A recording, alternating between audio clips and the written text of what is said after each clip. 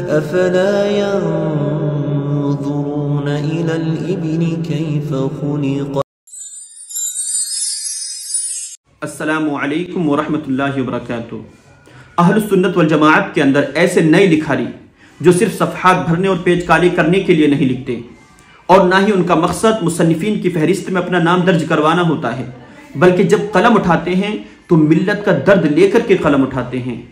जब सोचते हैं तो मिल्लत के बारे में सोचते हैं और इस्लाम के खिलाफ जो गैरों की तरफ से शोशे छोड़े जा रहे हैं, जो कन्फ्यूजन्स क्रिएट किए जा रहे हैं, उनको दूर करने की, उनको क्लियर करने की कोशिश करते हैं। तो ऐसे राइटर्स, ऐसे मुसन्निफीन और ऐसे लिखारियों का साथ देना, उनको सपोर्ट करना, उनको इनकरेज करना, उनको आगे बढ़ाना, ये हमारी जिम्मेदारी है। अगर इस दौरे कहतुर रिजाली में जहां पर इल्म वाले उठते जा रहे हैं, अगर हमने इनका साथ नहीं दिया, इनको सपोर्ट नहीं किया, तो ये इनके साथ में नाइंसाफी होगी। और इस तरह से करके हम सिर्फ इनके साथ में नाइंसाफी नहीं कर रहे होंगे, बल्कि अपने साथ में भी हम नाइंसाफी कर रहे होंगे।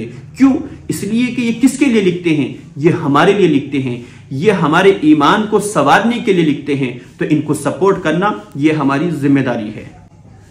तो आज मैं आपको एक ऐसे ही आलिम दीन जो हैं तो अभी नौजवान हैं, तो अब बड़े यंग, बड़े कम उम्र हैं, लेकिन रब तबारक व तआला ने उनको बड़ी पुख्ता सोच और फिक्र दी है। उनका कलम बड़ा सयाल है। जब लिखते हैं तो ऐसे ऐसे नए टॉपिक्स पर लिखते हैं जिन पर लिखने की जरूरत है और फिर उनका हक भी अदा करते हैं। जी, मैं बात कर रहा हूं हजरत मौलाना कासिमुल क़ादरी अज़हरी साहब की।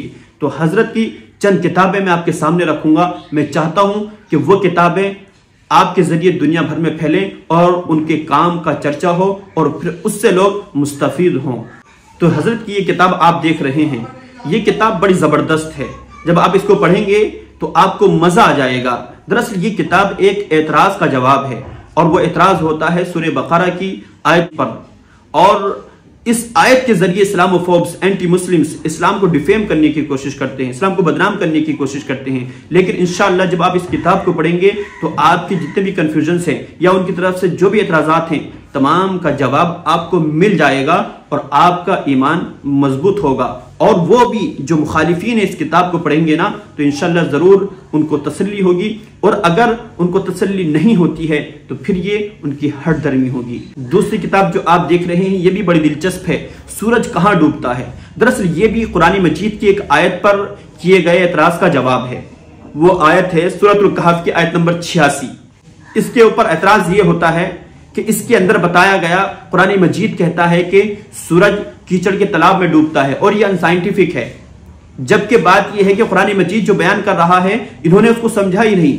दरअसल बात यह है कि जब सैयदना ज़ुल्क़रनैन सफर करते हैं मगरिब की तरफ, तो आप जब एक जगह पर पहुंचते हैं तो आप देखते हैं कि शाम के टाइम में सूरज डूब रहा है। और जब सूरज डूब रहा होता है तो ऐसा लगता है जैसे कि वो कीचड़ के तालाब में डूबता है। तो उनके इसी मंजर को कुरान मजीद ने बयान किया। तो मंजर तो ऐसा ही होता है ना, जब आप भी किसी साहिल समुद्र पर जाएं और वहां पर जाकर के आप देखें कि जब सूरज डूब रहा हो तो ऐसा लगता है जैसे कि वो सूरज समुद्र में डूब रहा है। हालांकि वो समुद्र में नहीं डूब रहा होता, बल्कि वो एक मंजर होता है। तो कुरान मजीद ने भी इस मंजर को बयान किया।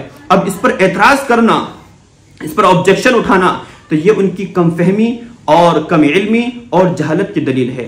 बहरहाल आप इस किताब को पढ़िए, आपको मजा आ जाएगा। इस किताब के अंदर जो मुसन्निफ ने आंसर दिया है वो दो तरह से है। पहला इल्जामी जवाब है जिसको हम ऑफेंसिव रिस्पॉन्स कह सकते हैं। दूसरा तहकीकी जवाब है जिसको हम डिफेंसिव रिस्पॉन्स कहते हैं। ऑफेंसिव रिस्पॉन्स में, इल्जामी जवाब में पहला जवाब जो दिया है हिंदुओं की स्क्रिप्चर से, इनके धर्म ग्रंथों से दिया है। दूसरा जवाब ईसाइयों और यहूदियों के धर्म ग्रंथों से, यानी ओल्ड टेस्टमेंट और न्यू टेस्टमेंट से दिया है।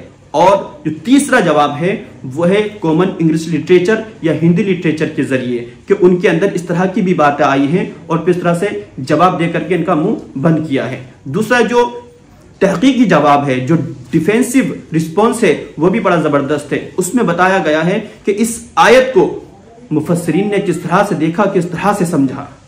दूसरा इसमें बताया गया है कि इस आयत को मुहद्दिसीन ने किस तरह से देखा और किस तरह से समझा। तीसरा बताया गया है कि जो अरबी ग्रामर है उसके अंदर क्या क्या खुसूसियात हैं और जो इस आयत पर अप्लाई होती हैं। और चौथा बताया गया है कि ये आयत अक्ल पर किस तरह से उतरती है और इस पर कोई एतराज नहीं होता। तो मैं चाहता हूं कि ये किताब भी आप जरूर पढ़ें। एक तीसरी और किताब जो बहुत जबरदस्त है और पढ़ने में इसको मजा भी आएगा और पढ़ने के बाद आप बहुत सारी चीजें देखेंगे कि जिनको लेकर के इस्लाम पर एतराज किया जाता है वो क्लियर होती हुई नजर आएंगी, और जिन चीजों को लेकर के इस्लाम पर एतराज किया जाता है वो चीजें दूसरों के मजहब में मौजूद हैं और उन पर अमल होता हुआ आया है। यहां तक कि उनकी धर्म ग्रंथों के अंदर, उनके स्क्रिप्चर्स के अंदर ये चीजें मौजूद हैं। हमारे समाज में बहुत ही आम सी चीज ये मानी जाती है कि हिंदू धर्म के अंदर जानवरों को ज़िबा करना ये मना है, एनिमल किलिंग ये मना है। हालांकि जब हम इनके स्क्रिप्चर्स को पढ़ते हैं तो ऐसा नहीं है।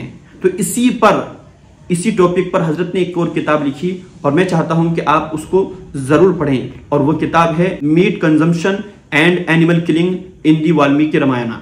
तो आप इस किताब को जरूर पढ़ें और पढ़ने के बाद आप देखेंगे कि इनके धर्म के अंदर भी जो है जानवरों की कुर्बानी होती हुई आई है और इनके धर्म ग्रंथों के अंदर, इनके स्क्रिप्चर्स के अंदर ये चीज लिखी हुई है। तो मैं चाहता हूं कि आप ये किताबें पढ़ें और इन किताबों को पढ़ने के बाद आगे पहुंचाएं, और इसमें जो है आपका एक योगदान जरूर होना चाहिए। तो आप बताइए कि अगली वीडियो के अंदर आप किस मुसन्निफ के काम को जानना चाहेंगे या उनकी किताब पर तबसरा चाहेंगे, तो वो हम आपके सामने पेश करने की कोशिश करेंगे। जरूर आप कमेंट में बता दीजिएगा। अस्सलामु अलैकुम रहमतुल्लाहि व बरकातुहू।